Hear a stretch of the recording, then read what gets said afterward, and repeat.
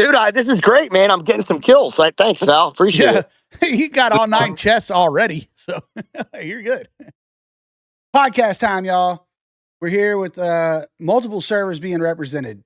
We've got 148, 137, 134, 133, and I think 159, and perhaps one other one. I want to say this is like 230 something. I can't remember.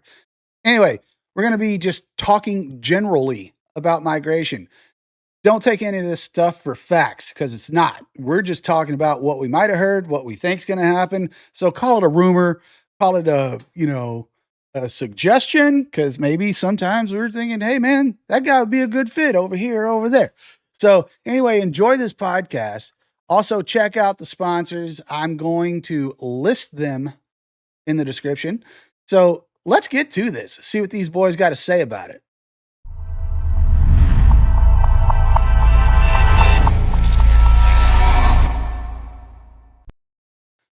So look, here we are talking about migration shit, all the rumors, all the fallacy, all the love, all the hate. Let's just, I'll start off with this. I'm going to say towards the end of this where I'm going, because I've been getting asked by like 30 freaking states where I'm going right now, and I won't answer that fucking question. Damn it, I broke my own rule. Edit number 1.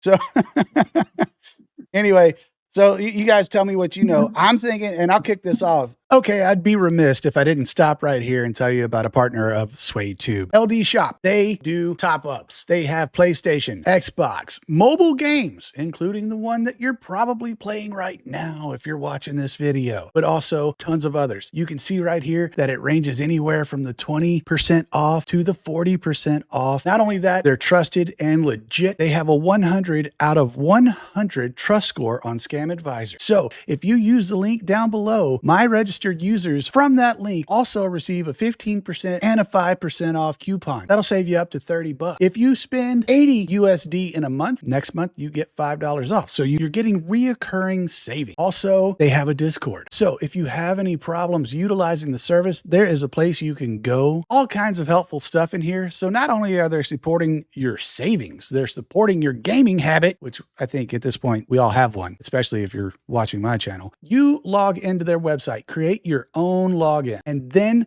if you want to use the top-up service for any of the games, you go in here, and as soon as you want to buy a pack, you click on top up and it runs you through how to do it. You're going to need your email and your gamer ID. That's it. It will give a code to your email that you can send to them, or you can utilize self top-up. Boom. Who doesn't like a self top-up? Not only do they service the game with discounts, but they also bundle and give you even greater savings. So back to the video. Power of One already said he's leaving. He did not disclose where he's leaving, but I think we have a clue saying 144, maybe? Is that the Korean state? Because he's Korean. I'm thinking he's going to go there. Yeah, I heard a rumor that the person known as the painter will be migrating to 137. That's a rumor. And I have it on good authority, but you might edit that out. I'm sorry. That one elite. There is probably a. I'm willing to put a bet on the over-under that is not going to happen, but I did hear that he was going to 142. Oh, shit. He's going to be UFO? That's crazy. Edit it out, too. Edit all of this out. You know what? Why don't we just restart, Swade? Why don't we just restart? You can restart whenever. I'll just clip the shit out. It is what it is. You might all right. Honestly, the biggest rumor that I heard is that Flappy's gonna quit because he just sucks, which is better than migrating. Okay. Yeah. I already basically quit, so that's irrelevant. He's gonna quit even harder. Quit times 2. Quitter extreme. Elite quitter. Right, so wait. I'm confused now. I feel like we just completely went off on a tangent here. Yeah, nothing apparently changed from the intro, talk and the coaching. Just go with it, dude. Like, I'll decide if I'm going to edit it out or not. Some of this shit's funny. All right. Anyways, I'm going to say this since you mentioned fucking Power of One. Edit that out.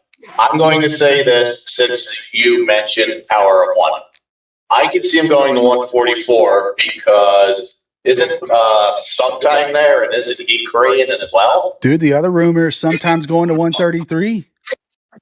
Yeah, I can see him going to like 158 or 159. They have that top Korean server over there.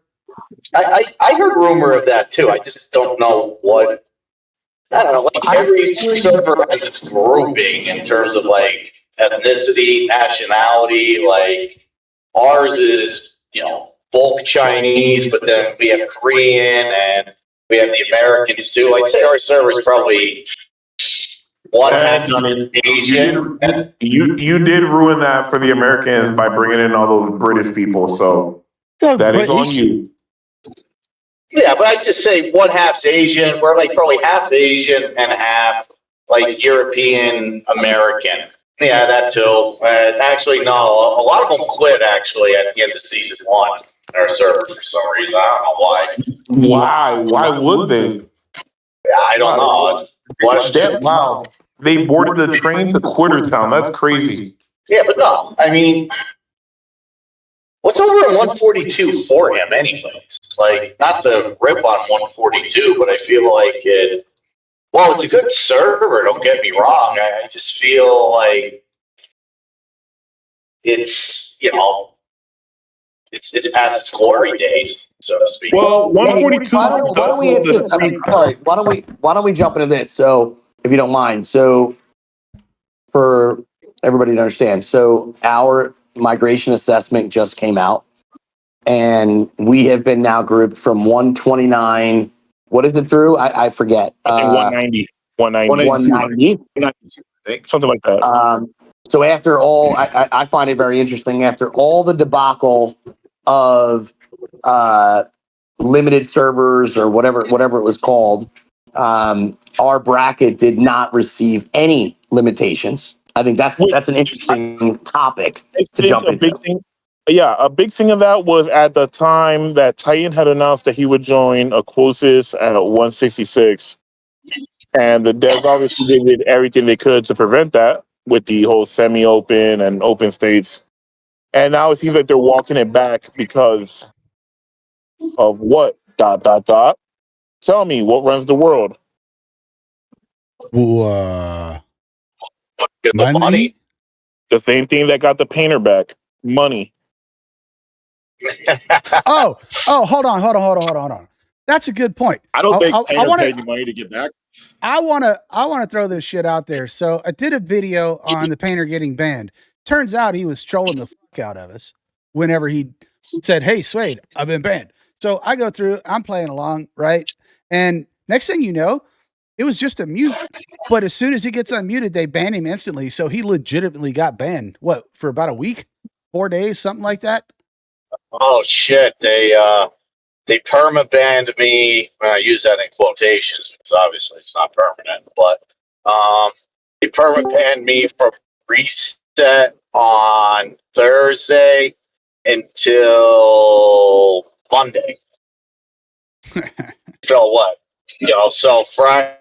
So I missed the whole stove, the SVS, and then the little mini game day, and then on Monday, actually, a couple people messaged me saying, "Hey, you're back on the leaderboards. You should try to log in." I was like, "Oh shit, I'm back." I know. I was telling people in the Discord, I was like, "Hey, man, I guess the devs called his bluff," and they were like, "Oh, you want to pretend you're banned? You're banned." Yeah, they kind of got pissed off over some of the shit that I did that time. I mean, in their defense, I kind of went on a ripper, and I really pushed the line that time. Some of the shit I did during that one, between the whole developer account name in Chinese to the sending pictures of a certain foreign national leader kissing a man in their Discord. Yeah, they're kind of pissed over that one. Yeah, you went I wouldn't say overboard, but you went a little. No, I went overboard. I'll admit it. I went balls to the wall. For the sake of comedy, I would say it was spot on. So some of the people watching were laughing their ass off. So. I got to just disclaim this before we go back to our topic. The best part about being banned was not that I wasn't playing the game because, in all honesty, like, did I care? To a small degree, because I have some legitimate friends on this, but at the end of the day, it's a game. But the best part of being banned was not even being reinstated. It was seeing how many people's day I fucking ruined by being reinstated. That brought me so much joy. Because everyone, all the clowns were so happy I got banned, and then when I came back, it's like I pissed in their Cheerios. And that made me happy. Yeah, were you able to back read any of the world chat or the alliance chats and shit? That was amazing. Like the gypsy over in 142 tries to be my friend, pretends, oh, I'm glad we don't need people like him on this game. We need nice game. He's kissing my ass when I get unbanned. I'm thinking, all right, couple of words to edit, whatever. We're far enough in the thing. You don't even have to edit that. No, yeah, like I said, there's criteria that cannot be spoken of. But with that said, YouTube like YouTube. Yeah, or whatever. All right. Let's get back onto the topic. It's going to take me 3 days to edit just the first, 9.5 minutes. So it's going to be awesome. Shit, dude. So the topic's just migration. I mean, one of the things we were talking about before we hit record on this was the fact that the power keeps going up each season for the migration scores, right? And that's kind of a pain in the ass. They actually have a good explanation for that. So they take the combined average of the strength of the players, and then they decide on those brackets based on the strength of the players in the bracket. So that's what they've told us. It makes sense that they would do that, just because when you're merging brackets, you got different strength of players. They're not trying to exclude certain power level players. So that's the reason. Mm-hmm. Really make it to go up over time too, because everyone's powers up. Are we talking about the bracket powers, or are we talking about the fact that a medium is 50 million and then next season it's 100 million? So I think Swade meant the latter of what I just said. Yeah, pretty much. So like your elites that were elite, going into season 4 for us are now, advanced. Hell, there's a chance, like I was like a mid-tier medium. I could be regular this coming up migration. So it's just weird how that works out, because it's not like I didn't progress, like I put on I don't know, I think it was like 40, 50 million power or a little more over the season. So you would think that would at least keep my medium spot, right? Not that bothers me. I don't care what I'm labeled as, but it's hard. So it's hard to go through there and gauge it, I guess is all I'm saying. You can't be like, all right, well, if I want to leave this server, this coming up migration, I was a medium last time. I only progressed like 50 million overall power. So I should still be medium. But if it drops you into medium, or I'm sorry, into regular, that's great. Because now you can get into a different server and not really take up their advanced or their medium slots. No, he's not. We can edit this out. There he's back. Who's that? How many beers you got left in that 12-pack, bro?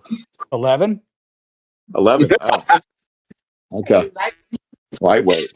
Well, it's not my first 12-pack. No, I know what y'all are saying, but it's logical because the game keeps progressing and you have more players and a stronger bracket. So they've got to move those gates or add more brackets. That's just sure. That's the reality. I'm saying you should be able to have an idea of where you land on that particular ranking, and I say you can't. I say the opposite. It's good that people don't know because, let's say I wanted to go to 148 because for some reason they love arts and crafts, right? If I can look at my current base and know what I rank, then I can easily manipulate my power to get over there and then shoot right back up. And it defeats the whole purpose of having limits to begin with. Well, tell that to Sniz. Sniz did the total opposite of that shit. Yeah, I was saying, it's a catch 22 though. Like if you give too much visibility, yeah, you get people kind of walking that line as close as they can to kind of manipulate the situation. You can manipulate it regardless of whether you know or not. Like you just don't do any more upgrades, midway through the season. So like if you're teeter-tottering between your T9 and your T10, you can easily just not do your T10 and your score stays a whole lot lower. Yeah, but you don't know exactly where that bar is going to fall anyway. Is the point? No, you don't. And I think we're saying the same thing, just on both ends of the spectrum. I was just saying it's just too hard to gauge where you're going to end up at. So, like previous game, we were able to manipulate that just fine because we knew how the math worked. On this one, we have no idea. And that one dude that I did the video on, Last Z Tools, he had it pretty damn close. But what he failed to realize was that the brackets kept expanding.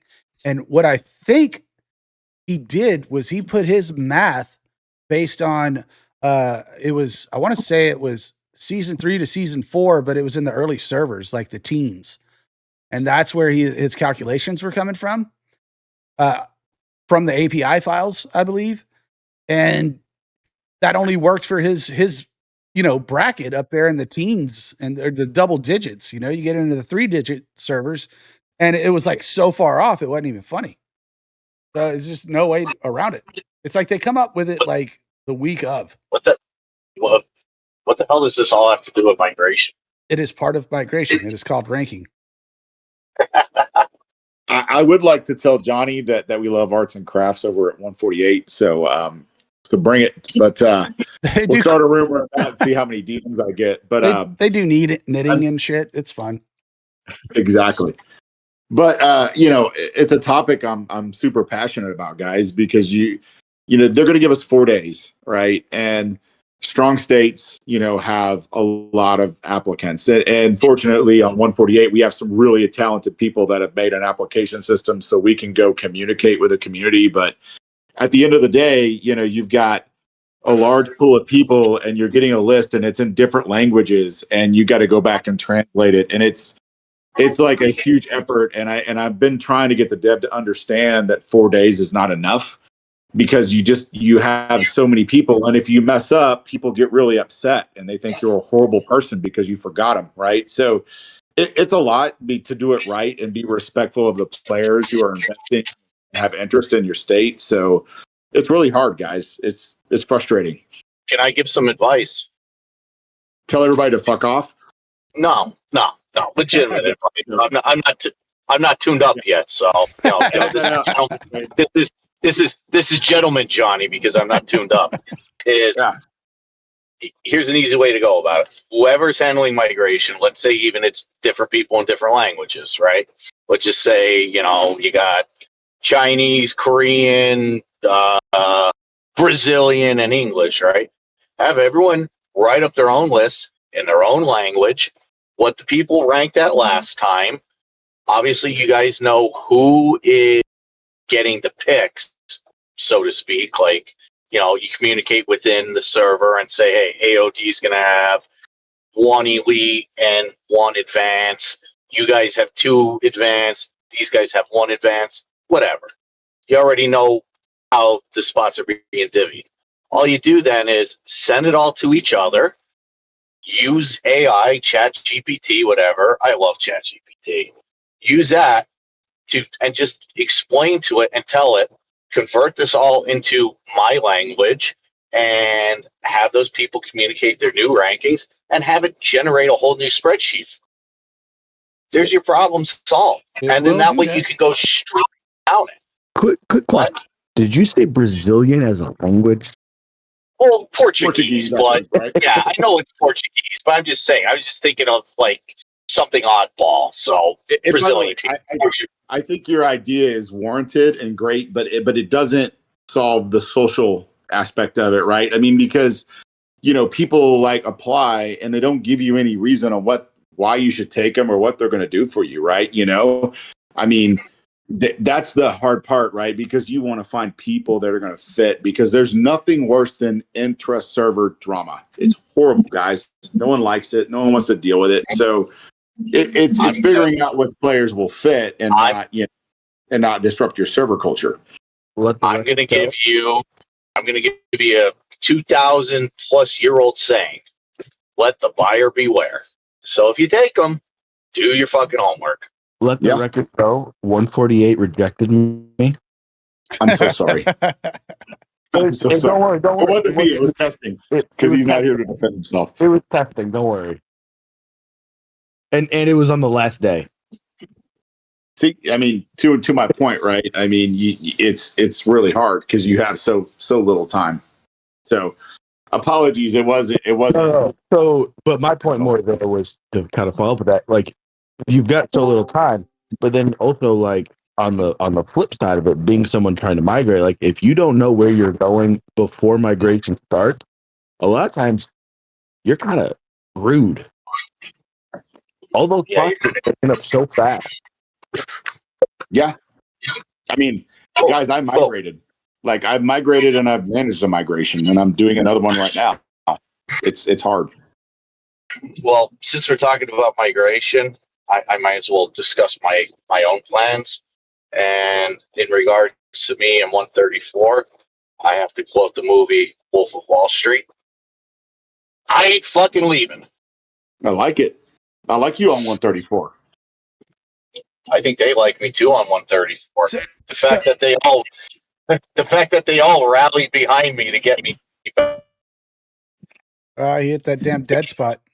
Wait. With Johnny saying that, I want to follow up that question or that statement. How many places have you been rejected from? 131 was one of them. I tried to get none, actually. Yeah. What? Remember the first migration in our desert season?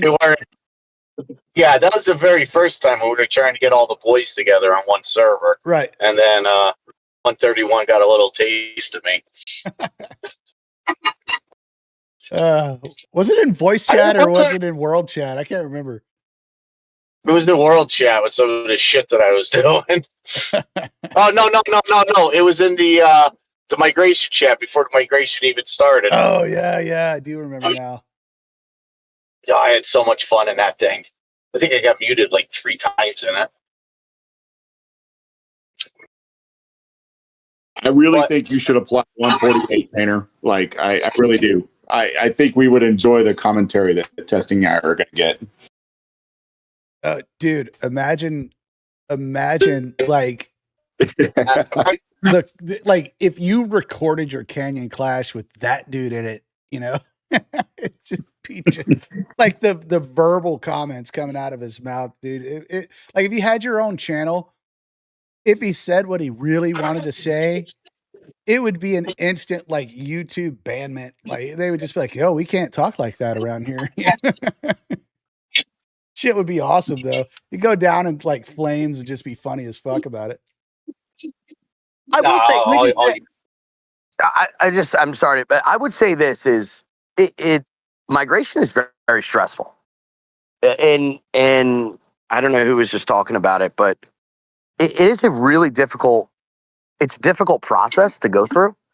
How many requests come in? Not only how many requests come in, but then like I think to what 148 is saying as well, right? Is at the end of the day is you want that server culture, and it's really, really hard because you could bring in the wrong person or the wrong group of people, and it could destroy your server. Mm-hmm. I mean, it is a very difficult decision to make what you're going to do. It really is, dude. There's a lot of moving parts, right? It's almost like herding cats. But it's like you're the Disney World of this damn game, and you've got to shuffle people in all kinds of directions. You fill up your slots, right? The easiest one is the damn elite. You only have one of those, right? Then you got to choose your advanced, and then you got to choose your mediums, and then the regulars. You can be picky on that. To me, I would think the regulars would be the harder ones because you want the top tier regulars to come in, and you've got the most slots for those guys. Yeah, but yeah, and if you don't get those filled, then people are just going to migrate over farms, or just trash is going to show up. Yeah, I mean, I agree with D-Town. Imagine you have a great group of 20 people, but hypothetically, let's say they love to throw dice in World Champ. That would drive me fucking nuts. I would Like, find they them. don't even have to do anything bad. Stupid. We had a guy that migrated over last season, and he kept throwing dice in World Chat. And we, as soon as the first two dice went out, literally 20 different people from all different alliances said, "We don't do that shit here. Knock it off." Yeah. Because we weren't turning World Chat into throwing fucking dice. Right. And he kept doing it to be a smart ass, and now he quit because we got sick of it, and his ass just got juggled all around the server for straight. And but I would argue back. Imagine taking that elite that spends a lot of money, but doesn't show up during an SVS or doesn't show up for whatever event you have. I mean, you see it, right? I've faced people in an SVS, and their whale, quote unquote, their whale of their server is literally shielded and doing TVT or not even there. I've seen that. Oh yeah, no, And you're that's like, devastating. Could you imagine? Now, look, I always say, right, like real life is real life. I mean, stuff happens. You're away. You're on vacation. You have this, whatever you got going on in your life is one thing. But a consistent basis, like you're the person we brought in and you're not there. I mean, that could devastate a server. So, guys, before we get up to like a whole, sorry, Johnny, I just want to comment on one thing that Swade said. When we get these groups, though, that's the big problem. Like D-Town, when you have people like, let's say you have a great elite, let's say Painter wants to come to 137, but he's going to have 4 or 5 people that he's tight with that want to come with him, and then you try to accommodate those groups, and then the whole process just gets very overwhelming, very stressful, very complicated. Because, by the way, you want to make everybody happy, but you're constrained with what the game will allow you to do. So it's really hard. Sorry, Johnny. No. And everyone needs to look at this. Who listens to this? They need to look at it this way: is certain alliances will benefit more from migration than other alliances, but ultimately, it's a server-wide event, and the server as a whole, whether it's the top 3, top 5, whatever you internally use, you guys should agree on who is being brought in as a collective. Because you know what? I'll pick on what's his face, Hawk's best friend, Hachi Ping.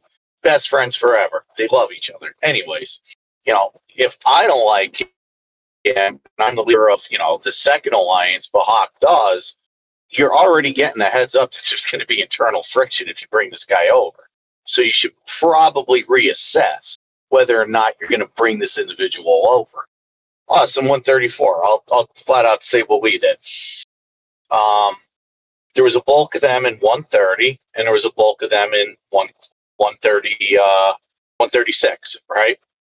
So during the first migration, they brought everyone over that they could from those two servers, mainly 130-ish. Then in the second migration, Amy big down over, and the rest of them from 136. We got guys from Pug that were beyond amazing as well. They shot over, joined MNI and that. But now this migration, because they brought everyone, Amy and everyone in 6 a.m. SYY, they said flat out, we don't want anyone. NIS and MNI, you guys can take whoever you want. You guys just function yourselves how you want to divvy it up.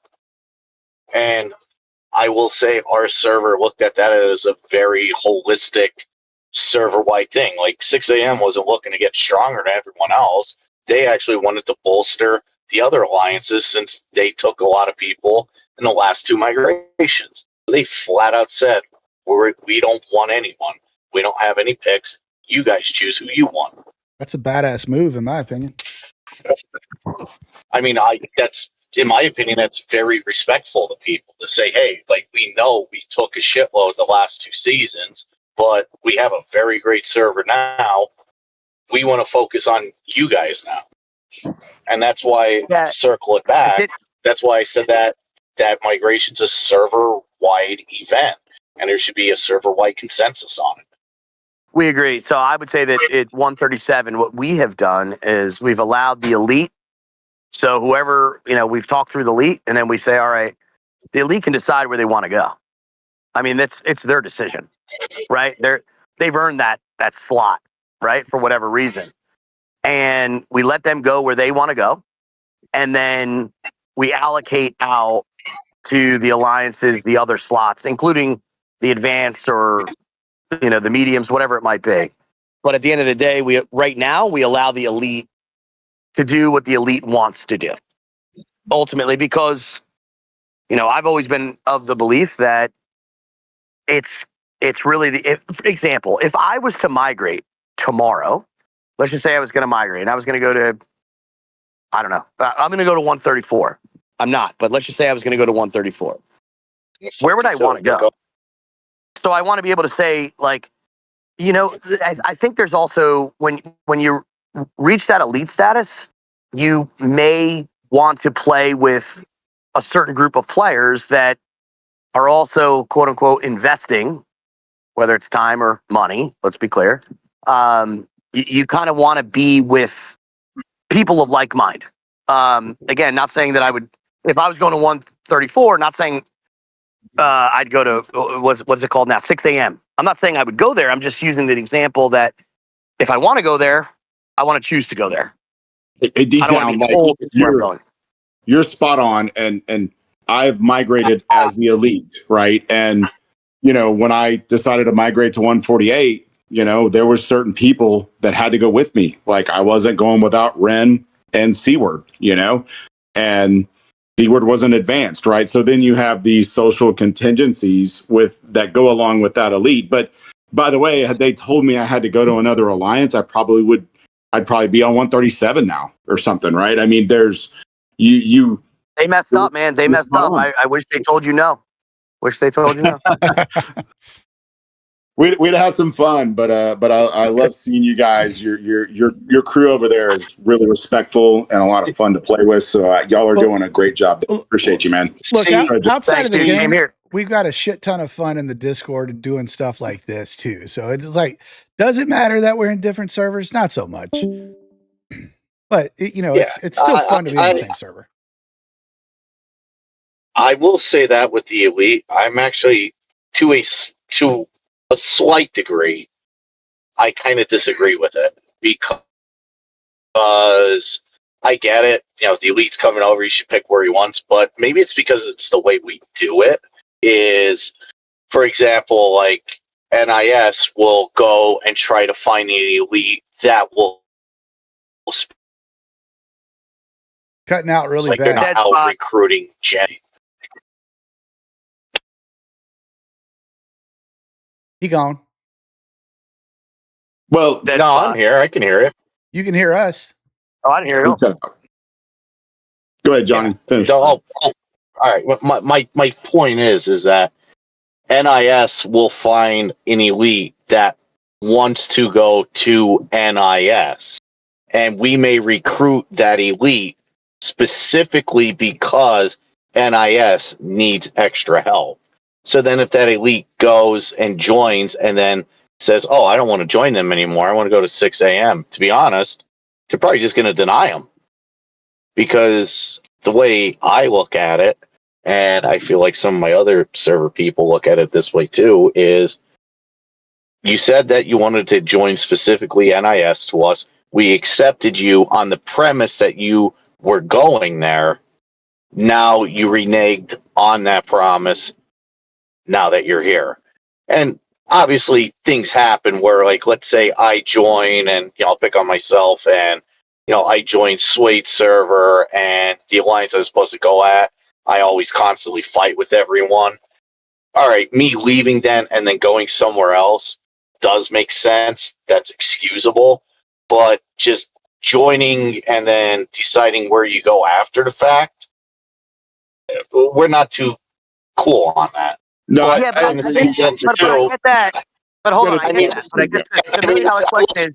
I will say this quick, though. We, as a server, we can, lack of a better term, like, we can afford to be picky. Whereas some other servers, and no offense to other servers, but some of them don't have the luxury. 131, they don't have the luxury of being picky. We do. Right, You're but going I to guess, say you're going to Johnny, but let's look at it this way, right? better join. But Johnny, here's the thing. I think this was touched based on earlier. The issue that you have specifically, let's talk on the elite status, right? So the elite status is such a large range, right? So could you imagine if you had, and what are the two? You have M and I, not 6M. So you have M and I, NIS.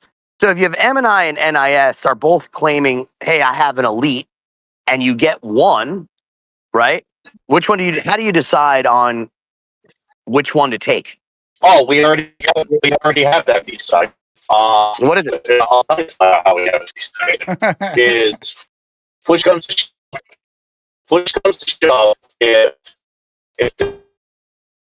Yeah, now he's actually let's think of gone. a good way to put it, right? Nobody heard anything you said, pal. It's serious. It cut out again. Yeah, you roboted Cut out for a again. minute. Yeah, you roboted for, I don't know, 15 seconds or so. Yeah. All right, my bad. Anyways, we already have that decided. Is like, let's say I'll pick on me and Don because me and Don are pretty similar in power. Like, I got a couple things a little higher than him, but like, it's not like leaps and bounds different. You know what I mean? Like, if there's two elites similar power like that, NIS is going to get it because they need more of the heavy hitters. Like, you guys see what I do. Like, half the time, my initials change in front of my account. I'm either an NIS, MNI, 6AM. Sometimes I'm in IN5 with the Indian, just because I bounce around a lot. I'm a Wajenga. Point being is MNI, whenever they need me, I just go right over there. Same with NIS, but the point being is like I'm like their unofficial elite over in MNI. So they're going to give it to NIS. Now, let's say there was like a power 1 equivalent that wants to join MNI. Well, yeah, then the whole server is going to say, yeah, that person's going over MNI. Good example would be like Sunny. Like if Sunny wanted to join MNI, even though NIS needs the elite more due to how powerful he is, MNI is going to get them. But whoever gets the elite is going to get one, maybe at most, depending on the power of the elite, 2 advanced slots. Then the rest go to the other alliance instead. That's how we have it divvied up. So that way it's fair.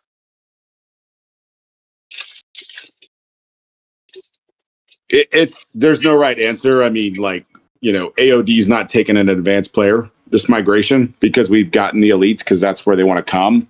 But we've definitely seen the value of investing in our other alliances and getting them to work together and spreading that power. So, if Hawk were here, he could tell you all about, an alliance on 148 that just, works so well together. They just coordinate and just destroy people, and they're not, they're not the strongest alliance, but they've got great players that are investing. So I think everybody wants to build that, Johnny, and I commend you guys for giving your elite spot to a alliance that's not 6 AM. So I mean, I just don't think there's a wrong answer here. It's what's right for the situation and the server and the person that you're trying to recruit. So I agree. I don't think there's a right or a wrong answer, but I think everything that we're saying and the people that are going to watch it are going to pull some insight from everybody's opinion. And that's kind of the point of these podcasts. There's 2 points. One is so we can all get together, shoot the shit, have some fun, drink some beers.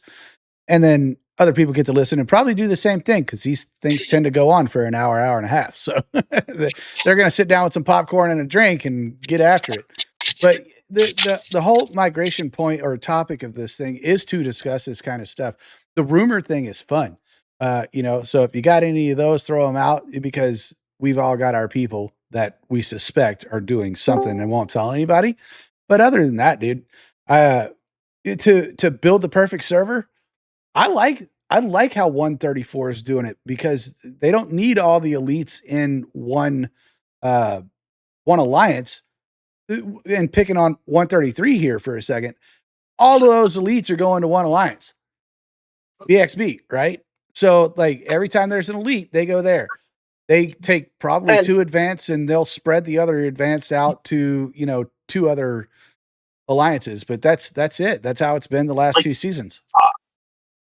I will commend my server in saying this is that depending and deep down, or actually no, 147 saw it the best. When we had SVS, I think I was in five different alliances during the SVS fight. But Suede, like there's servers that have very, very evenly distributed power. I mean, 158 is a great example, Yeah. and they're a phenomenal server. Shrimp does a great job as kind of the combat leader, and he makes it work. But not a single alliance is really super strong, so they get annihilated in things like Glory War, because they can't consolidate power, to fight against a 6 a.m. for example. So I think I've talked to him about it. I just don't know if having one elite whale and 4 alliances on a server is the right move either. Just for being competitive. Wouldn't and that strong. wouldn't that be an inner server tactic though? So for example, in our Glory War, we brought over Sunny and like Brutalis or Brutialis, however you pronounce his name, and like one other, Brutalicious. there you go. We brought three whales I just over. call them bro. And yeah, I know it'd be easier, right?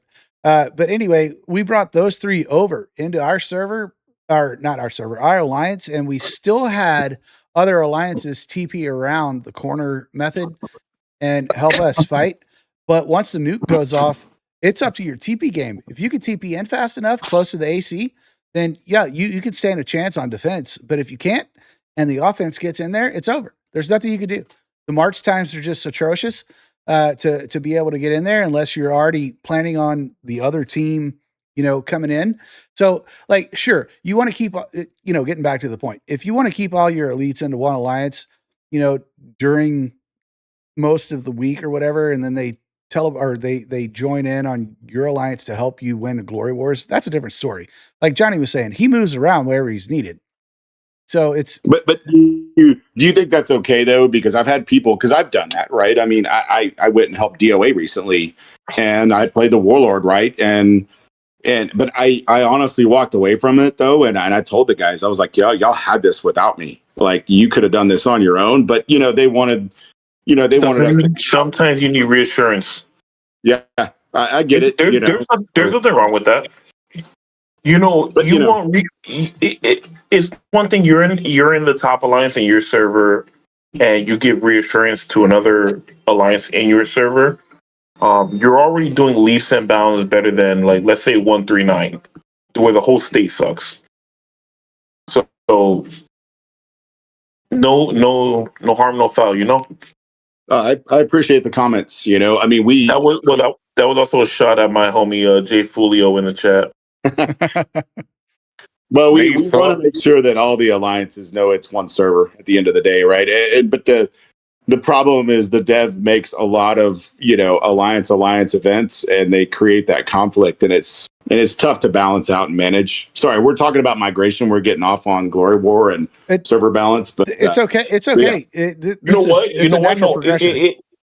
It correlates, and I'll give you an anecdote.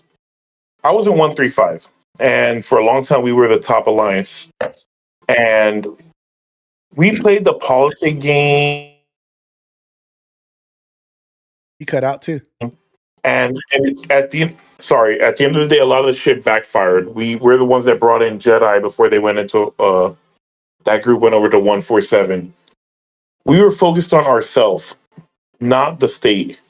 And they can say that, oh, yeah, we were doing it for the state. They weren't. They were doing it to make our alliance stronger than the others because we had lost a step. You make choices in this game, and you have to determine, like, is it for the long-term health of your alliance? Is it for bragging rights over some petty bullshit from 2 or 3 weeks ago? A strong, healthy state is grown enough to put the stupid squabbles aside. A bad state, a dead state, is the one that cannot separate the inter-alliance beef at all. And Hey, bro, you need to hit me up in chat because you coming over here. I like the way you think. Spot on. yeah, Yeah. I like the way if you you want to, stink. if you want to be a good server, if you want to be successful, you have to work together, and you got to put that shit aside. And it's so many servers have done it. But yeah, you can look at every failing server. Look at 129. Look at 135 in our bracket. 131. I mean, Look I at would say they're fit. look at I'm 150 going to now. count them Look as at 150 right now. 150 right now. Exactly. You have one alliance. They're the top guys, and now they're over there burning the shit out of everybody. And you know what? That's gonna look. That's a bad look. And guess what? When people start flocking and nobody wants to take your top guys because now they want to leave too. No, guess what? You're stuck there, and you could be the biggest fish. You could be a shark in a pond. Dude, I had a That's guy exactly what you Now, want. had a guy on now 150 hit me up. You're gonna win out. there's a state, man, that could have been unfreaking believable 150. That's a state that Oh, yeah. just utterly failed. They're in Civil War, man. I had a guy hit me up being like, "Hey, you need to record our EB tonight because we're in Civil What? War." I was like, I got a podcast to do, bro. Like, I'll try to chime in on it if I see anything cool, you know." Oh, but I'm the absolute person that benefited from that Civil War, right? I mean, I've got all these incredible people that joined and they fit our culture perfectly because they're American and Taiwanese, and you just they wanted a new home, and we're gonna continue to collect the few stranded people left over there, but they've been just an incredible addition to 148. These players we got over there, which is really sad that it's going on and they're in Civil War, and they've got Hachi Ping burning everybody. By the way, Hachi Ping, you're a bitch. Sorry, you could edit that out, Swade. But anyway, I might. No, he's not editing that out. He's keeping that one. I might. I don't know. but no, Depends on what I help feel me. like in the morning when I start editing this thing, man. Like, we'll either make ourselves look cool on video or like assholes either way. So, Or how I'm about pretty cool sure you assholes? need to be, yeah, we can be so, cool yeah. assholes. Cool asshole. Migration's Let a me ask you bitch. this is one thing I want to say about migration, and I want everyone's thoughts on this. The fact that no states were limited. What's your guys' thoughts on that? Man, it's great You because cut out when Yeah. you said that. They were not what? they're not limited. No state was limited. What are you Limited. guys? Yeah, what's your guys' take on that? I think it's great, man. And here's why. Because take, for example, if let's say Black Cat, Sunny, Power of One are all staying in 133, we still have an elite spot. So if we bring that over with some, really close to elite advanced players, it just gets that much stronger. But that in turn means next season's migration, we will probably be limited or just cut off, So it's one of those things, like it depends on what's going on around your server. So for example, not just migration, but people's growth pattern. So for example, that guy I did that had that 1.5 million gold bars, that video, if we had somebody like that just came into a bunch of money and wanted to drop a shit ton, which I think is somewhere along the lines of like $55,000 that he spent in a week, it changes the dynamic of your server, right? So like you're going to end up with like 7 elites in your server because you had a couple people drop, several grand on that shit during the season. So I'm glad that the developers are keeping up with it, but I think they're also keeping up, quote unquote here, with the rumors, because you've got the guys that get into the VIP level that are able to chat with the developers, and they're actually talking to these people about like, yeah, I think I'm going to go over here. I'm going to go there, or I'm going to stay here. So the developers kind of know what's about to happen. Yeah, but I'm asking, does anyone disagree with the fact that all states are limited, that all states are open in our bracket? So I'll Or jump does in. anyone? I'll jump in on that. So I would argue I probably disagree a little bit more. I think Now maybe I missed something or something's coming out later. I'm surprised that some servers in our bracket were not merged. That's a good one. I thought merger comes down the road. Maybe it does. Maybe it does. Yeah, I think it does. It comes after, but yeah. But I mean, in the announcements, I wish it would have come out that said, you know, you put out the migration assessment, right? Okay, great. So nobody was limited, but you didn't put out states that will be merged. I think that's something that's important because, man, oh man, there's some really bad states out there. That's number one.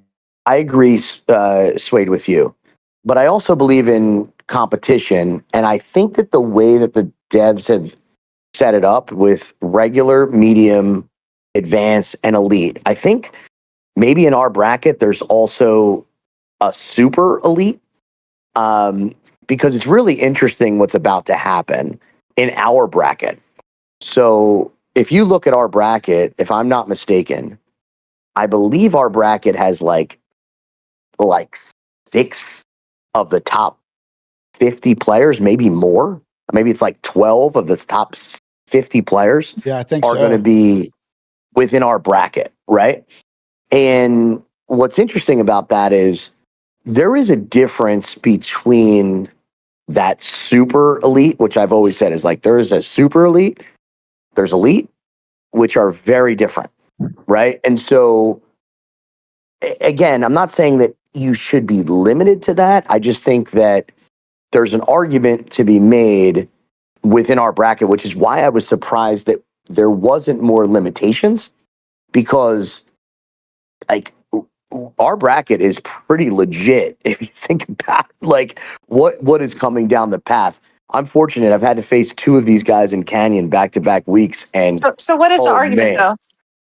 though? For me, no. Yeah. I don't know if there's an argument. I think it's just seeing both it's a sides. statement. Maybe it's not an You argument. said It's there maybe was an more. argument to be made, and sorry, it just No, there's an trailed argument to off. be made that no, I apologize. There's an argument to be made that there's another level of tier, I guess is right, is what they call it. Down.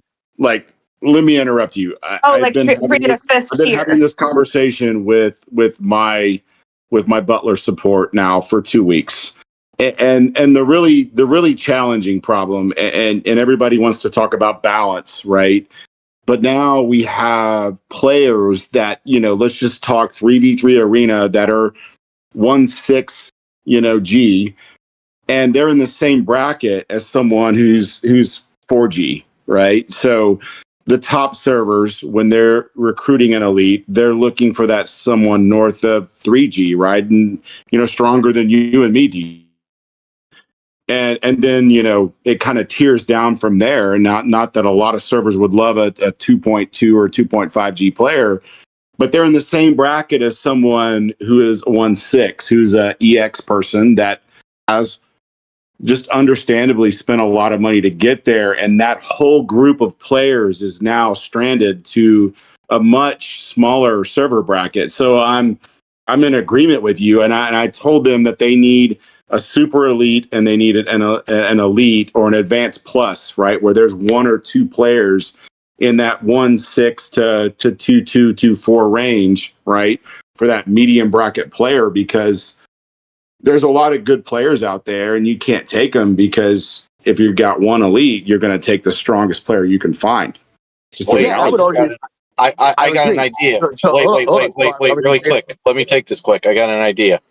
What if, instead of branching people by elite, advanced, medium, and regular, they just gave a total power grouping, right? And then, like, let's say if I took Hawk, you see what I mean? Like, if I took Hawk, he would take more points than if I took, like, D-Town or if I took Hachi Ping. You see where I'm getting at? I do. I mean, where you have like a point system where you, like a draft, right? Where, players are worth certain strengths. I mean, I think they can assign points. They can assign points to individual players. Where, like, especially the bigger ones, where it's like, Hawk would be a 10, I would be a 7, D-Town would be an 8. I'm not saying that you can't I guess my question is, if you get I don't know, I wish it was more set up where, let's just say you did get quote unquote super elite, whomever they may be. So you get power of one. Well, I do like the idea where power of one maybe he takes up an elite and an advanced slot for your server. Right. So because of who he is and his overall power, maybe he takes over 2 slots from you. Whereas right now, the way they've set us up, there is no limitation, right? All of us are able to grab 5 and an elite player. And those players, but they're not of equal caliber, which is interesting because I've also had conversations with the devs and they're, what's interesting about our bracket specifically is their response, which I thought was very interesting, which I actually respected, to be honest with you, was that you can quote that was A lot of fucking monsters in it.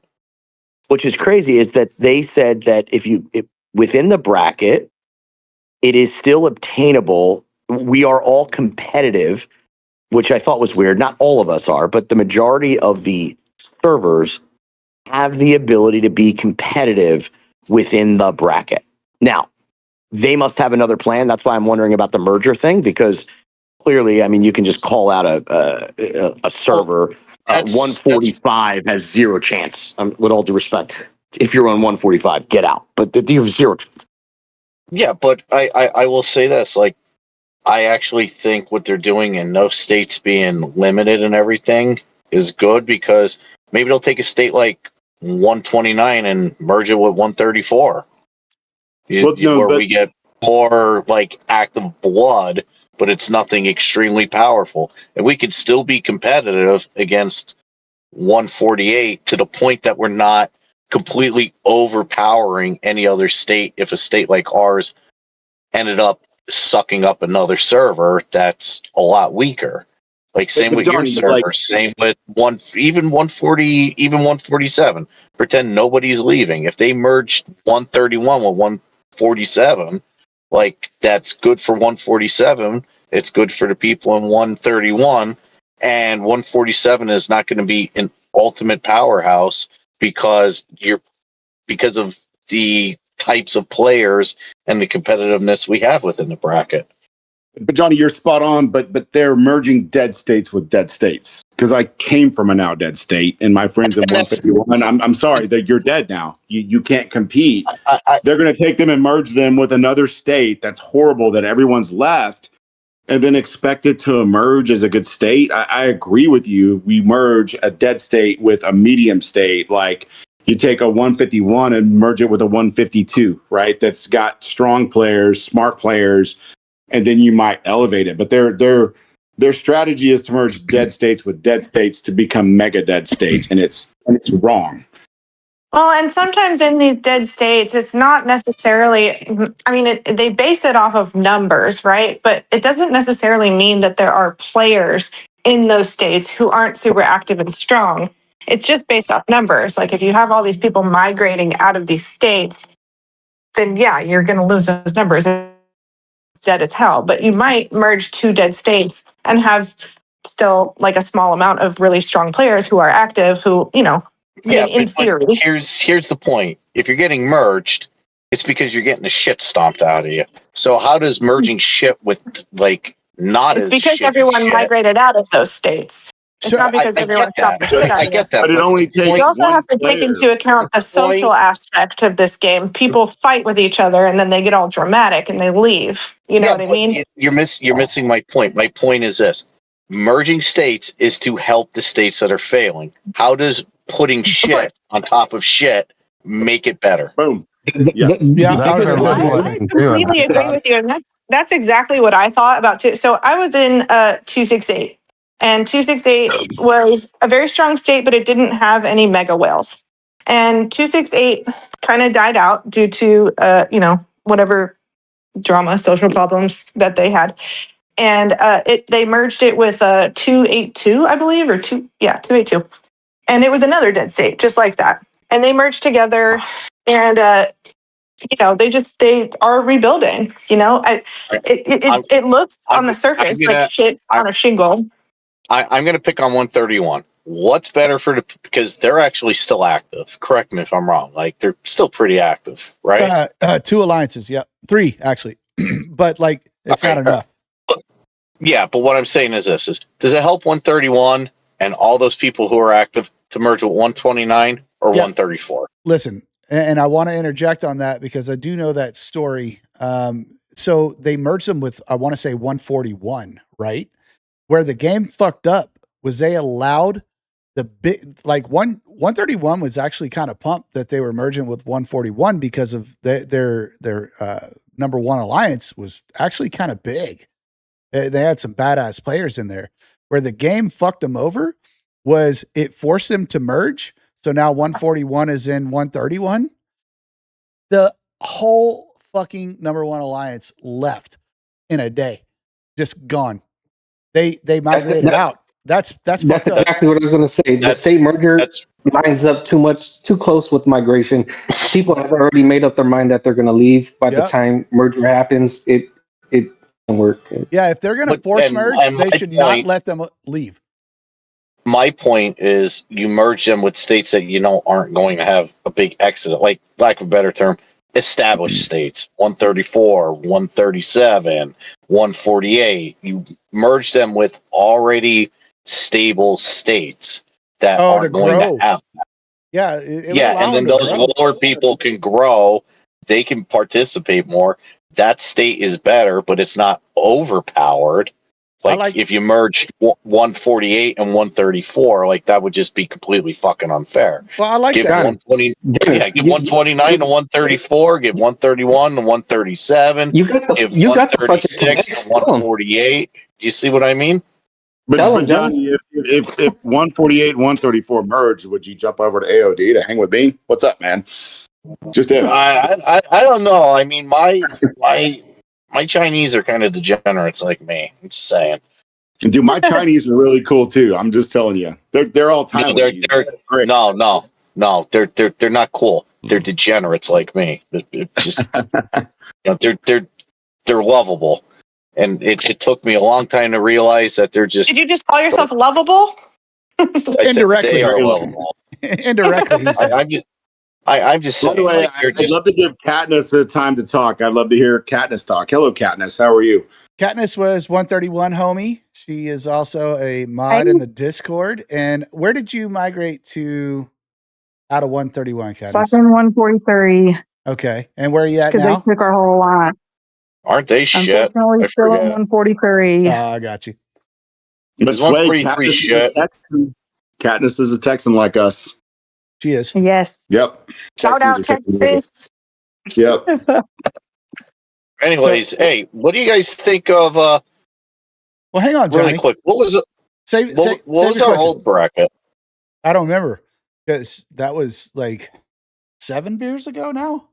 But anyway, the Katniss is we haven't expanded. We haven't expanded. We have some crosstalk. Yeah, it's a lag. That's why I stopped. This is sort of what I was getting at when I said earlier about the social and emotional aspect of the game too. You can't base everything on numbers. These migration patterns have a lot more to do than numbers. Yeah, but what's that have to do with merging servers? Like, if a server's merged, you still keep the same people that you're fucking hanging out with. It has more to do with migration than mergers. Migration happens and then merges happen, right? So I guess migration and merge goes hand in hand, but they're talking about migration. I think it's happening live right now. I just want to interrupt. Like Boxster and I are about to go at it on 144. So if y'all want to watch, I'll share it with you. You can either share your screen or I can throw it up on mine. However you want to do it. Well, I got another device that I'm playing on. So yeah, throw it up. Share yours, and I'll just watch stream. So let's let Katniss finish her answer. Sure. I'm about to bring some friends. Sorry, go ahead, Katniss. I'm sorry. No, you're fine. No, I was just, y'all mentioned earlier about the merger with 131 in that other state. I can't remember if it's 140 or 141. I know, me either. I think it was 141. But we got a lot of the players that migrated that were merged with 131 from that alliance y'all were talking about that left. And they're freaking good players. They're really, really good. But I'm also going to say that, are we being podcasted? This isn't going to be anywhere, is it? It is, but Thoroughly be a podcast. yeah, we are in a podcast. He's going to edit it. We're on podcast. It's not. Okay, It's well, not here's my live, so I can edit it out if you don't want it. okay, will you please? Will you please? I don't want any shit started. But here's the thing: Start shit, when girl. they merged, they were when they merged, they were excited about the merge too, because they were like, and we have issues with 131, but they were excited about it, and they said that they immediately moved because of the weirdness that they encountered when they merged with the welcome letter and stuff. Wait, was Scro still there? Because that was probably part of the problem. I don't know who was there, but they sent us screenshots, and like their whole welcome letter, they were talking in animals, like animal voices. Did they let that Freya? What does that even mean? I don't know. Like meow meow. Welcome to 131. Oh, meow, a bunch meow. of Like furry bullshit. Yeah, like and so they said it immediately really turned them off because they didn't feel like they were very serious about the merger. Yeah. So I think a merge can be good, but I think also how you present yourself in that merge has a lot to do with it as well. Because if you make it look like a joke, nobody's going to take it serious. Okay, so Katniss, So be real fake. quick, there's nothing to edit out on that. That's not going to piss anybody off. I think you're okay there. that's same shit so we would too. say no matter what. Listen, how do you guys feel about, like, we have all this migration shit going on and everything. We just got our bracket expanded to a fucking huge bracket of really strong players, Hey, like Katniss, Titan, Colossus, and all them. I'll just PM you, Katniss. I need to tag that location. Sorry, Johnny, go ahead. It's fine. How do you guys feel about the expanded bracket just all together? Like the closest Titan, couple other those big ass guys. Like, how do you guys feel about that, more or less? Well, first off, I'm like super offended that you didn't say Decadus, but I'm excited personally to fucking fight those guys. Like I say bring it. Until you get I want with a grouping like 143 and 153. Yeah. I mean, we want those people in our bracket, dude. I mean, I can't wait to fight a closest Titan. I can't wait to fight you. Like, y'all are super strong, but I got lots of friends. So I'm saying bring it. Like, let's do it. That's where I'm at. But other people may feel differently, but I feel that the addition of those servers in our bracket is probably one of the main reasons why no state was a limited state, in all honesty, because there's so many monsters in the sea, so to speak. They just said, fuck it, let's just leave everything open and see what happens. Johnny, you and I agree on a lot of things. They threw up their hands. I mean, they would have had to restrict a minimum of 8 states, including you, D-Town. Like, there's an argument to be made for every state in the bracket. 148 doesn't have a single VIP 18, right? So, neither do we.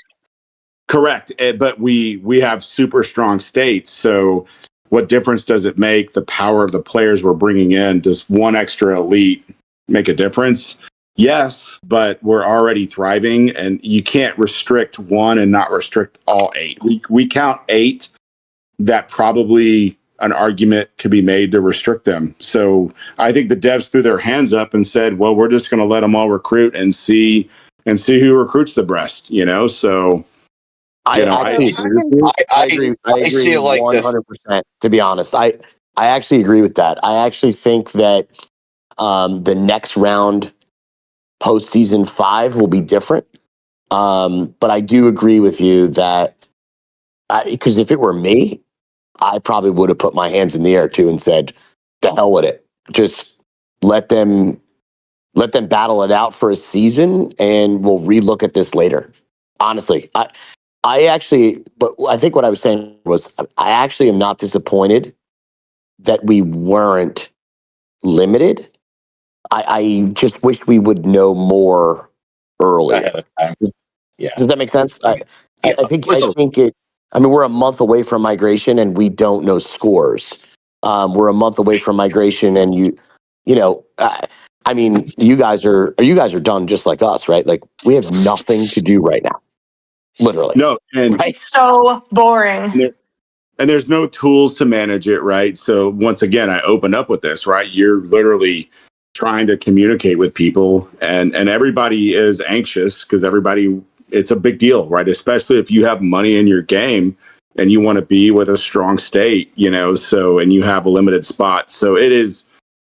oh I'm shit! really frustrated that they won't I tell just- us the scores.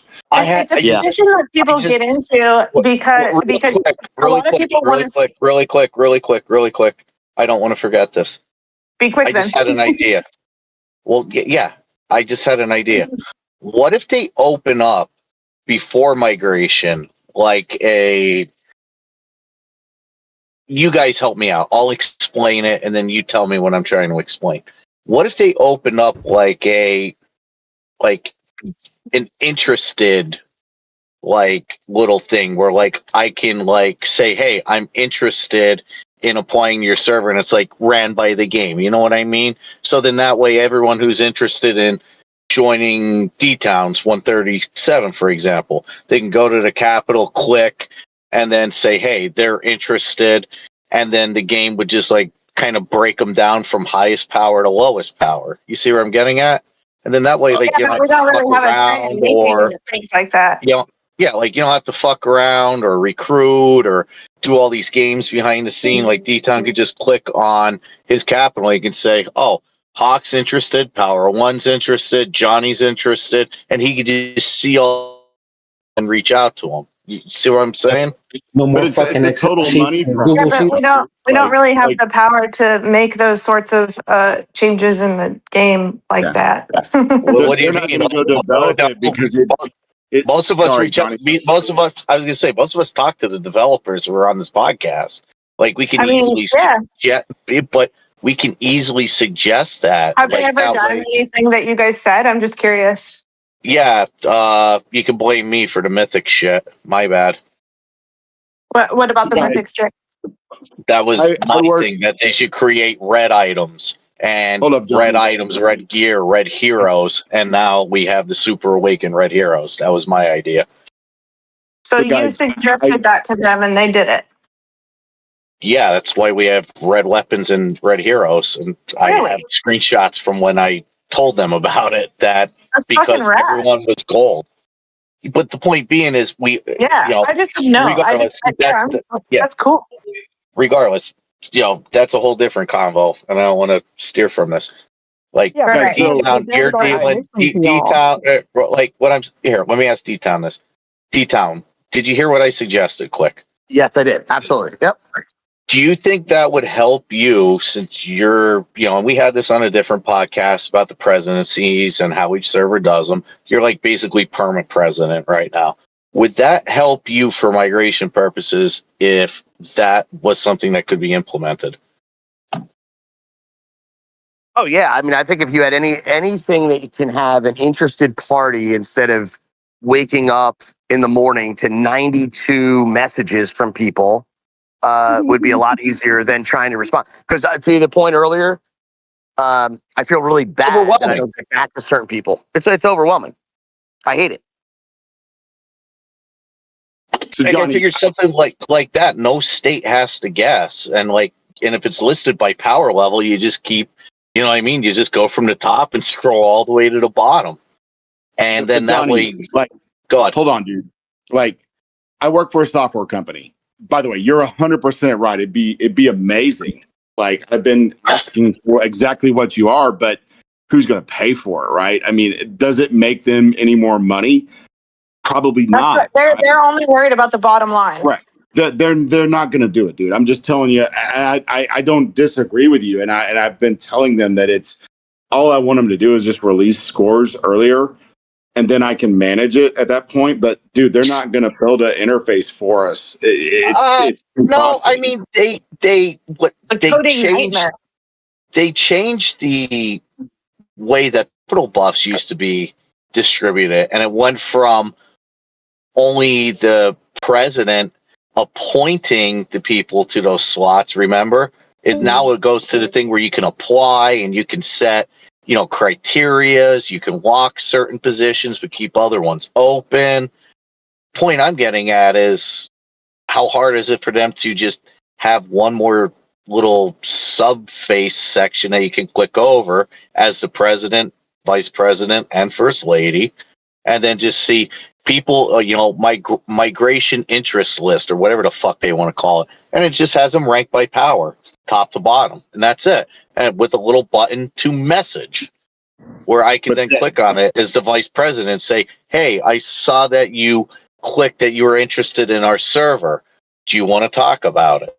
Instead of getting bombarded with all those messages. I mean, listen, you're the software guy. Please correct me if I'm wrong, because I legitimately don't know. But what I just suggested right there, that doesn't seem like that's extremely hard to implement. Something Kind of like even how you as simple the as that. problem is, alliance. Coding is very different from software. well, it could result in hundreds or thousands of millions of API calls, right? Which those aren't free. So I Right. agree with you. It would be nice, but everything. I mean, guys, I've had a long conversation with Selena about this, and she was very honest. We asked her, "Hey, why don't you do more events like Canyon Clash?" Sway, I know you love Canyon Clash. It's your favorite, right? Fuck It's yeah, amazing. It's my that favorite. volcano Yeah. wars. It's a- I love that it's a- shit. It's an incredible event, but you know what the problem is with Canyon Clash is it takes up a lot of CPU cycle. So they only have enough CPU cycle to host Canyon Clash on Fridays, guys.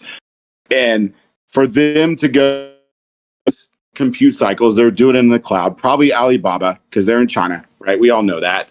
But Yes. for them to go create that creates a cost. So it's a cost balance thing. And I think that everybody thinks the devs are making, hundreds of millions or tens of millions of dollars.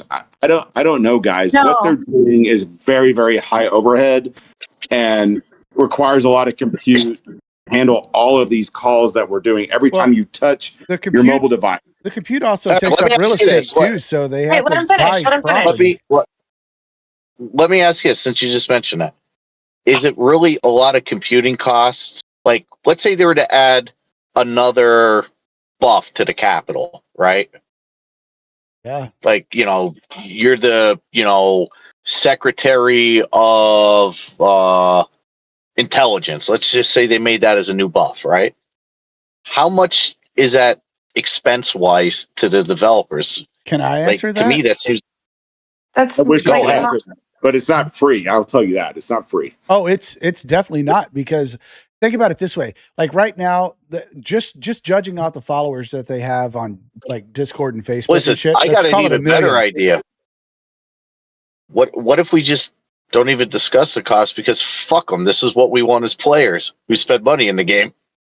Yeah, well, I think overall you could take about 5% of a million and say that's the spenders, and then the other 95% are fucking free to play. So they're not making as much as you think. Now I get it. To you, you're spending a shit ton, or you and you and you. Everybody's spending what they can afford to spend on it. Some people above and beyond.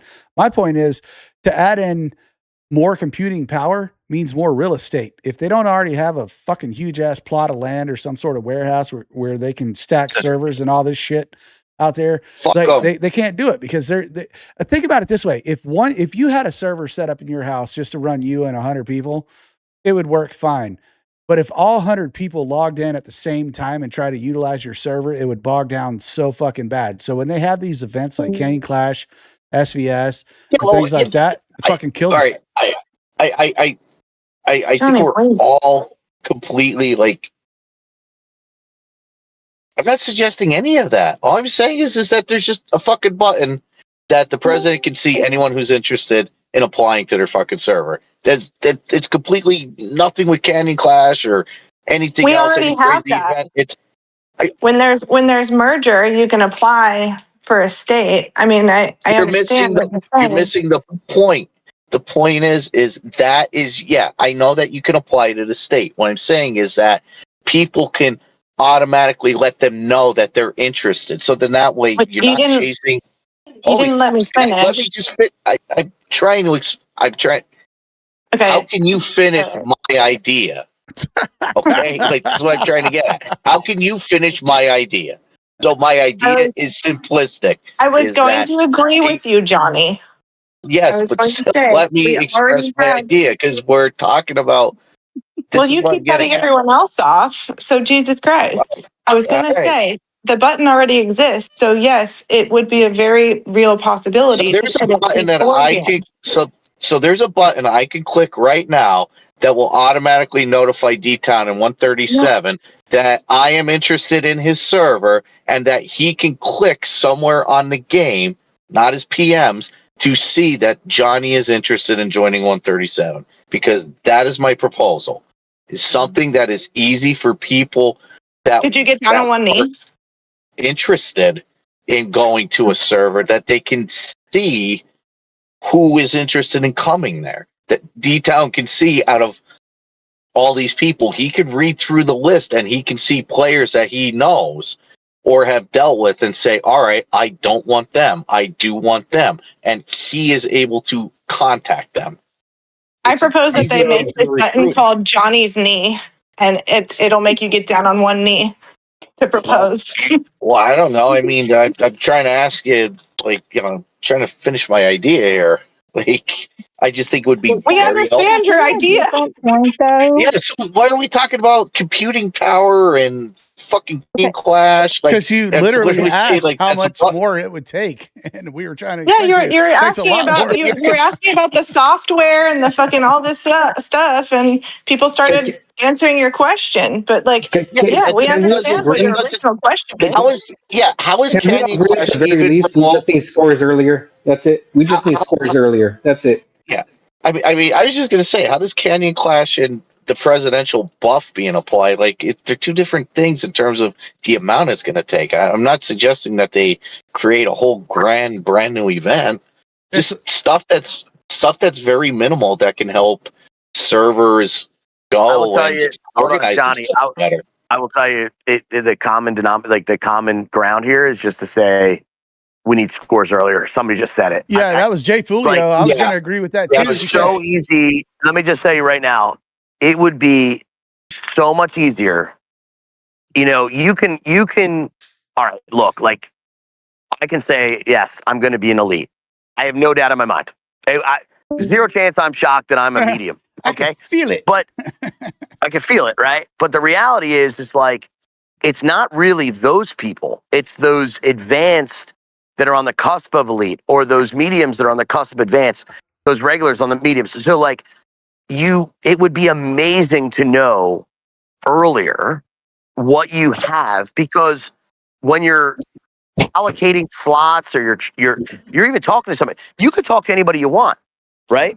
But they're not an elite, but they could be, and then they have 4 days to be recruited or make a decision. And I think that's the bigger issue, is you should be giving out these scores a lot sooner so that people have an opportunity to make a decision. I think that's my problem. If you had to ask me, I the biggest problem of migration is that people are unaware, or they don't know. So you're taking guesses, I or think that you're trying to go on third party sites that are saying we will calculate your score, and some are good, some aren't good, and it's very confusing. And I'll be honest with you, once again, no matter what part of their wallet share they're using to play this game, people deserve, in my opinion, understand what their score is so that they can decide what they want to do with their future of their gameplay. And I think Swade, I think you said it earlier, like you were a medium and you're like, I don't know, maybe I'm a regular this coming season. Well, the reality is, the difference between you getting a slot as a regular versus you getting a slot as a medium is sometimes is a big deal in a Mhm. state. I'm not saying every state, but it's reality. And I've had it in the last two, because I've done, this is my, what is it, third set of migration. So this is the third time that I've handled migration. And in fact, our server just had a call today regarding it. And honestly, like, you actually feel bad for whether it's alliance leaders, because they don't know what to say to somebody they've been talking to, because they don't know if they're going to be an advanced or an elite. And oh, wait, the server's already spoken for an elite. Okay, so now that person has 4 days once they get their score to go find a home. And that sucks. Honestly, like, Dude, that sucks for it's somebody. Now, horrible. By the way, hold on, Suede. I'll take you as a regular or medium on 148. It's done right now. It's on the table. Thank you. But you're so spot on, D-Town. Like, it is so hard because you have no idea, and there's no. I mean, I had a call yesterday with testing about, hey, do we think regular is going to be 60 or 80? Because that's a huge difference. Like, because of the strength of our bracket, That's a there's rumors that big, it's going to be swole 80. ass fucking regular at 80, bro. That's a big motherfucker. Like, you're talking about regulars with like 400 million power at that point. Well, but by the way, I mean, you want to get the right regulars. I mean, regulars are, guys, migration is won with your regulars and mediums. Like, 1000%. Totally agree with you. If you've got great, I mean, if you're a good state, you're going to get elites and advanced. When you get a medium that becomes an advanced, or when you get a regular that becomes a medium and puts in that effort and focus, that's where migration is won, guys. It's 100%. I agree with that. Yeah, you get a but whole bunch of I- active little people, quote unquote, not to be offensive, but you get a whole bunch of active motherfuckers that are out there, and you could bring in a shit ton of them in migration. How many times have I said it? I've said it a million times on these podcasts that say the free to play / limited spend player is the backbone of the game. And so I agree 1,000,000%. People want to jump up and down about an elite. Elite's great, right? And yes, you're going to win an SVS. They can help you win an SVS. But a lot of elites, let's be really clear, or some of the elites have maxed out. It's always a joke. Like, I talk to many of the elites, and like, what do they do on, what is it, research day on an AD when their research is maxed out, right? Or what do they do when I mean, how much are they contributing in that aspect, right? They could be awesome, and it's nothing against them. But the reality is, I love the fact when I watch a medium player has been busting their ass to get T10s for an entire season, and boom, they got it. It is like we've just conquered the world, and it's like the greatest feeling in the world. Like, I've seen it, and we've had it. Everyone gets so fired up over here. We're like, oh shit, this guy just got It's awesome. T10. Fuck yeah, like You've been watching them bust their ass trying to get it for however long they've been working at it, right? And then you have an elite player that's like, oh yeah, I got T10s already. It's like, okay, cool. I mean, like, yeah, like, so you know what? Can I say this? I had T10s back in season 1, and it's like I see people just getting them now, but I'm like just as excited as like when people first started getting them. It's like that guy, that really cool, let's say he's even free to play guy who's always joking around with everyone. You see one day he pops out T10s in the world chat. Everyone's fired to fuck up. It's awesome. it's a great feeling to watch those, right? I mean, like, I will tell you, like, yes, those pay to play player, including myself, right? We go out there and we're able to get certain things.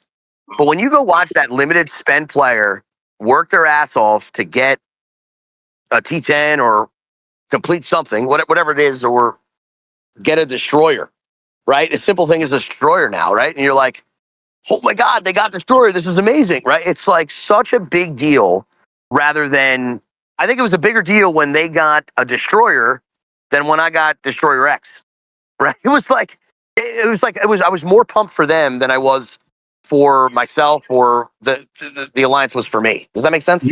You know what's fucked is I feel like I spend a lot and I don't even have a destroyer or T10s. I feel like I should exit the conversation. Dude, I've only Your like future too. over the past year, I think I've only dropped like somewhere between 8 and 10 grand on the game. I don't have no destroyer, and I'll tell you what, I don't give two fucking shits about that fucking tank only because of a night of drinking and a visa. Fuck that thing. But I will tell you, like, I think it would be badass to jump out of my HQ with a yellow Jeep and T10s. That would be sweet tits, and I would love to do that. But by the way, you realize there was a guy on 158 for a long time, and he's legendary on 148, guys. He's so cool, and he had to level up, but he had this cheetah that was all decked out with component mods, and he's a T10 guy, and he's rolling around with a cheetah, and he was the cheetah well to us, and we couldn't really fight the cheetah well because you can't fight the guy that's done something kind of unique and really cool, because everybody wants to be Hercules and Hercules 3 and Destroyer, but those players are cool. But yeah, he finally got a Destroyer, which was really disappointing because I wish he still had that cheetah because he was cool. Dude, it's awesome. So you're basically saying this guy was rolling around in a cheetah, and then like I have like the Destroyer, and I'm thinking to go clap him, and then he would just clap my Destroyer. Pretty much, dude. Yeah, because like if you Dude, do he it was right, strong, it'll dude. fuck you up, man. He was like a 380 million guy rolling around with a cheetah. Yeah, that's pretty fucking crazy. To Cool, be honest. dude. Isn't it wild? That's what I'm saying. Imagine doing it with the yellow Jeep that you get in the beginning of the game. You just never upgrade your tank, right? Because there's nothing in the game that forces you to upgrade your tank. Yeah, but I mean the tank power is just so. Eventually, It's so big. I mean, it's so big. Of like when you go to upgrade this stuff, at least where I'm at, I mean, it's dropping you plus 11% troop damage and an extra 300 attack on all your heroes. Like that shit starts to stack really hard. yeah, it does stack. But the what would you call it? The persona of the trap account. Yeah, I mean that would be great. Or like having like having like the little fucking like the level 7, level 9 base is your HQ. Right, dude. Just that shit's fun to me. That's why I'm still HQ 30. I don't have any plans to. Well, I'm about to be forced into going to higher, but like I'm out of upgrades other than the farming buildings. But like the tank, I don't care anymore. Let me just work on my shit. Like I was talking to somebody the other night, and I was like, I'm the ultimate fucking cannon fodder. Give me some fucking reinforcements, and I can't be touched. All we're doing is killing everybody else's T10s on my wall. I'm getting easy fucking kills, and they're getting weaker while we do it. All I have to do is heal. You know what? I want to actually echo something that D-Town said. Like, this game is actually, like, the free-to-play limited spin guys are extremely important because, I mean, now, if I wanted to burn D-Town, I could, and it's going to hurt bad. I'll probably end up killing at least 10,000 troops. But the point being Try. I'm coming over to 134 right now. No, fuck that. Like I said. He's probably not even playing his own account right now. So. Yeah, he does have 134. I don't know. I mean, I'll try if you want to try right now. D-Town, we can see how many waves it takes to burn you. Dude, it's not a bad idea. I remember when you and Latte tried to burn me together. It was hilarious. Just send cords. I'm looking at just FYI, I got Decadus shit on the screen right now. I'm trying to. Everybody needs to message Boxster and be like, "Hey, bro, go fight Decadus. What's wrong with you?" Because I saw him here and I went and sat down next to him. I didn't do anything aggressive or angry. I just sat down and was like, "What's up, bro?" And he left. But this, by the way, we're like completely identical. Like we are as equal as they get. Me and Boxster are. But I want to say this quick to D-Town is, however hard it would hurt like me to burn you, this goes back to the limited play and free to play guys. If you get reinforced with 8 fucking reinforcements and those guys, let's say they're at 200 million, like that's an extra 1.6 G on your wall. And it's just going to fucking just make the near impossible absolutely impossible. Like, that's why, like, a lot of those free-to-play, limited-play players, like, especially if they join to reinforce me, if I get 8 of them with 200 million power, like, I get close to 2G defense on my wall. Like, that's a lot. By the way, you get 10 of those in a level 35 rally, and they're a lot they're testing, right? All of a sudden. And you're touching on a point, like, players are scared to hit strong players, but strong players go down too. When you got 10 people coordinating and they're doing it at the right time, I mean, everybody counts. Those free-to-play players, they're all getting up near 200 million. You put 10 of those and you boost them by 55%, they're significant. So yeah, that's the problem we were having was fucking couldn't fill the rallies. What's up? Yeah, hello. You got to fill the rallies. Yeah. You got to fill them. It helps. It's so important. It's like, come over to my server. We're gonna see how many volleys it takes for me to burn D down. Yeah, chords. Okay, so that goes no, back not in to the game. Not in game. question of Johnny. Just tell me what the chords are. I don't want to. Oh, I don't want to. X354, Y510. Bro, you crazy. I don't want to fight D-Town. 134, X34, and then 35. Yeah. Mm-hmm.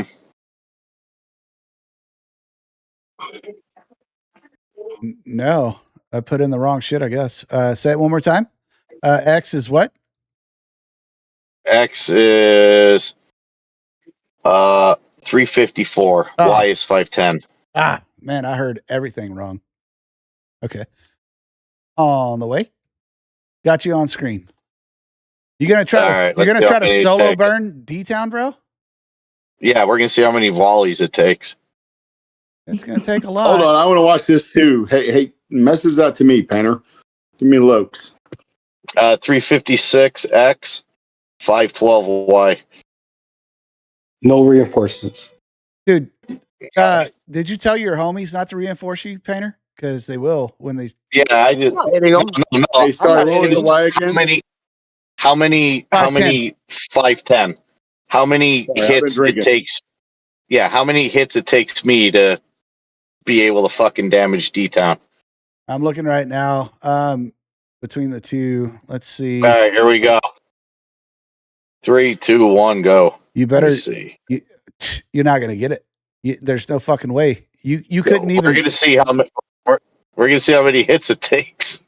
Don't send out all 4. You got to send the 4th out to keep him. Keep him burning. A 4th one out. Nah. He's not moving, Johnny. D-Town, what's your wall at? 4.2, 4.3. Oh fuck! Yeah, this is good. That's futile. This is fucking hurting. Dude, this is great, man. I'm getting some kills. Like, thanks, Val. Appreciate it. He got all 9 chests already, so you're good. This is great. I've been sitting on 144 all night. No one's hit me. Johnny, we won't fucking judge you if you stop. It's all good. Fuck this. This hurts. I think I got like 20% down. Yeah, you're about to zero yourself, dude. Fuck, that hurt. That was awesome. Shit. I'm gonna use that as the intro line too. This was fun. That was good. dude, I had 28,000 troops. Now I have 21,000. Yeah, hitting a 4.2 G wall. Yeah, you can't fucking solo that. No. Yeah. You have to have friends. Yeah. You have to have friends. That dude. would take probably 10, 12 tanks of equal power of yours to even put a dent in that shit. Yo, but if Amy comes over, I'm out of here, pal. Dude, she'll hey, D-Town. She'll fucking kamikaze you. Is she online? D-Town, heal up. See if she can fuck you up. Yeah, I don't care. She could hit me. I don't care. Yeah, just heal everything. Is she online, Johnny, or is she asleep? The problem. No, she really doesn't want to hit him. Just saying. Yeah, but Like if he says, "Hey, you're on a podcast, hit this shit," you know. I mean, like, would you do weird shit on a video for the shit? Tell Boxer to come hit me. We'll see what happens. It's going to be pretty boring. You still at that same spot? Hey, I'm still in that same spot. Hey, since we're all here, what's everyone else's wall number? 1G. I'm 3.7. Don't fucking embarrass me like that. What? I was about to say, I don't want to say that's embarrassing. Mine's oh shit, yours is better than mine. Mine's fucking 3.5. That's, I mean, so Hilltop and I were like picking on this guy. Fuck you, FAWKQ. He's on pretty 147. strong. Yeah, he's strong. He is. I mean, and Hilltop was like, dude, and he's 30-40% stronger than that guy, and he was in like 8,000 troops to burn him. And he's like, hey, bro, can you come help me? And I'm like, okay, I'll come burn some of my troops for you because you're my boy. But I mean, fuck you's like a 470 player, and it takes two big boys to like overwhelm him. I mean, defending is so advantageous in this game. I mean, I want to be hit at any time. It is. I have a much better chance of winning. Yeah. Welcome to my world. Yeah, get hit by Titan, you won't feel so good. I think Titan would feel the pain if he showed up in my hive and tried to hit me. Because I mean, D-Town gets a good sting if he hits me. Are y'all subscribing? Talking to me. Did y'all subscribe to Titan and Grandpa's YouTubes? Because there's a almost 100% chance that Kane Clash is on there, dude. Yeah. I don't want to relive it. So y'all should all message him right now and say, hey, come fight Deck. Here, I'm gonna message Grandpa. Like, hey, share his location with me. I'll start sending him flowers like I did Hawk. But don't send him flowers, bro. He might be offended by that.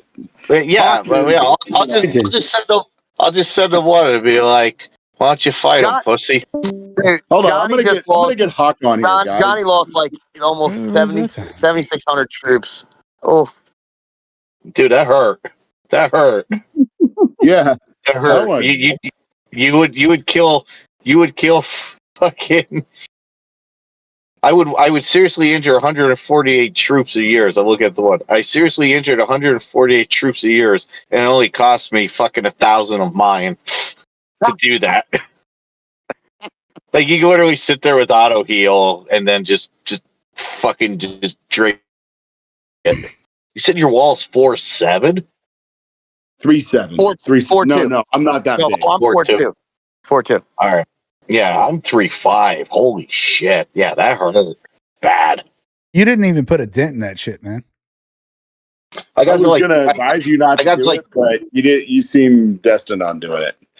Well, here's the thing. My reservist center was completely maxed out, and we already won for a week. So, like, I at least try to drain my reservist center on EB day, because then I have shit to train during the week. Yeah. Otherwise, do you really think that's worth it? I mean, by the way, this is a very interesting topic to me, because I just don't understand what having, how many troops do you have in your reservist camp, Johnny? I have 11,300 I can hold max. That's a lot of troops. So I get it, but I mean, you're still having to train those troops, and you're having to use speed ups to train them. So what? No. They're instantaneously built. They're instantly So here's where it helps. Well, he's talking about refilling it, like where you go and like how you have to train them to fill the reservist center. Sure, but when you're in an SVS and you want to get out there right away, and you're in a tight battle, those reservists come in great. And I'll tell you right now, what's even better about that research isn't even just the reservists; it's all the healing aspects like that come with it. That are boosts your heal a lot. But guys, I heal so fast anyway. Like, I don't have trouble healing. Yeah, but it'll go to another level. I'm telling you, like. Listen. So I'll tell you this. So Johnny, I think you had mentioned it on one of these podcasts. You were like, and because I did the same thing, by the way. I took a massive step back on my research of, let's call it tactical, right? Because I went through, what is it called? Iron Age, Steel Age? I forget what it's called. Steel Age. Steel Age. Yeah. Steel Age. Because I was adamant that I wanted to finish that research. And I don't think I'm completely done. I think I'm at like 97% or whatever. But I wanted to finish that research before I went to the other direction. And I'll tell you where it helps is SVS specific. You have a tough SVS and you can get, when you're just getting hammered, right? You can get those troops instantaneously. Yes, you're going to be retraining troops later, but if we were in a battle, I can get, what'd you say, Johnny? 11,000 troops, whatever it is, 11,000 troops right back out there while I'm training. So it's like, and I will tell you, your hospitals, your capacity in the hospitals, your training, your healing speed ups, your time to train, whatever the heck it's called, all is reduced to another level. So what I'm finding is that my healing speed ups have gone down. Like I'm not using as many because of that research. All right. Well, thank you guys for watching. Thank you guys for participating in this podcast. We got to end it there, man. We're like the almost 2-hour mark on this thing. That's the longest one yet. That's a record. Again, check the description. My Discord's in there. LD Shop's Discord is in there. Plus my link. If you use my link, you are saving money. So try it out. Anyway, we'll catch you guys on the next one. Thank you for the support. I appreciate every last ounce of it.